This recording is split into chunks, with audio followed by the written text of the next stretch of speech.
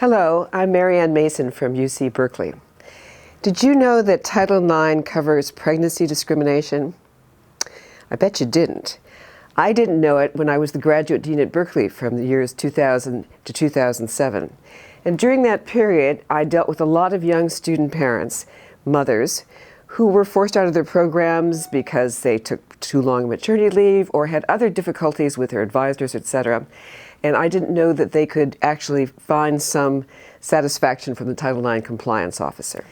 Nowhere on our university website did they mention that Title IX covered pregnancy discrimination. It was only when, a few years later, beginning in about 2003, we began a very serious look at what was happening to women in the STEM fields that I found out about Title IX. One of our researchers was a third-year law student, and she brought it to my attention. Very little on it, but the regulations made it very clear that it was covered. After that moment, where it was a surprise to me and a great revelation, I spent a lot of time studying the issues of Title IX compliance, and now we are really ready to make this known to the world. Title IX simply states that no person on the basis of sex can be denied benefits or be subject to discrimination in any education program which receives federal funds.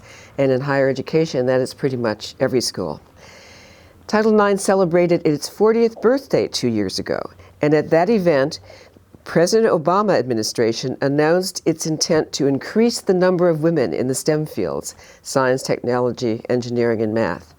A major focus of this initiative is to develop common guidance for Title IX compliance among the federal agencies. Most people still think Title IX is only for the equal inclusion of women in college sport. That has been a great victory, but until very recently there was almost no attention paid to the pregnancy discrimination, a major factor in women leaking out of the pipeline. What does pregnancy discrimination look like? This woman said, "Once I got pregnant, I felt that my advisor no longer considered me a serious scientist. He gave me easy, not very important projects and spent much less time with me." This is a woman biology graduate student on one of the UC campuses. This is one of the faces of pregnancy discrimination. It is one of the most important faces. If a mother is not given appropriate childbirth leave and accommodation to return to the same project, she will easily become discouraged and believe she is not welcome. Faculty advisors, especially those who are supporting the women graduate student in science as a research assistant to work on a project which will lead to her dissertation, are the key players in this scenario. They need to know that this is against federal law. In fact, women have been entering the pipeline in ever greater numbers, but they are leaking out in great numbers as well. And the major event that triggers this leak is childbirth.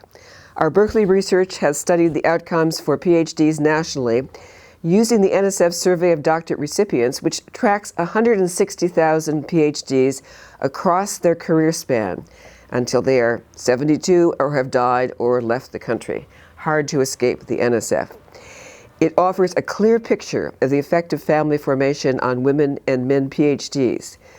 Briefly put, babies are a career killer for women and a slight advantage for men. As you can see from this slide, women who receive their PhDs in the STEM fields are far less likely than men who have babies, about 35% less likely, to take on a tenure-track job. Well, single women without children do almost as well as men in obtaining that tenure-track job. At the next step, actually advancing to tenure, married mothers experience a second slide out of the pipeline. They are 27% less likely than married fathers to actually obtain tenure. Many graduate students change their mind about becoming a research scientist early in their graduate school careers, before they even have babies. In this survey of all UC doctoral students, about 10,000, you can see almost half of the women, or a very large percentage, who began their graduate studies believed that they wanted to become a research scientist. By year 3, that number had shrunk to 25%. The women graduate students in the STEM fields who do have babies are most likely to leave. The percent goes down from 46% before they had babies wanting to become research scientists, and it plummets to 11%. In our study of all University of California doctoral students, Both men and women changed their plans of becoming a research scientist during the course of the PhD studies, but there is a significant difference between men and women. As you can see, this man says, fed up with the narrow-mindedness of supposedly intelligent people who are largely workaholic and expect others to be so as well.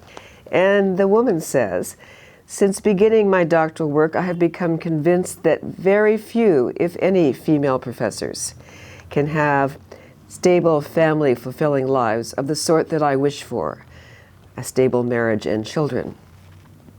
Overall, men don't like what they call the narrow-mindedness of research, and women, almost without exception, say their reason for changing their minds was that they saw the university as a very unfriendly place for families.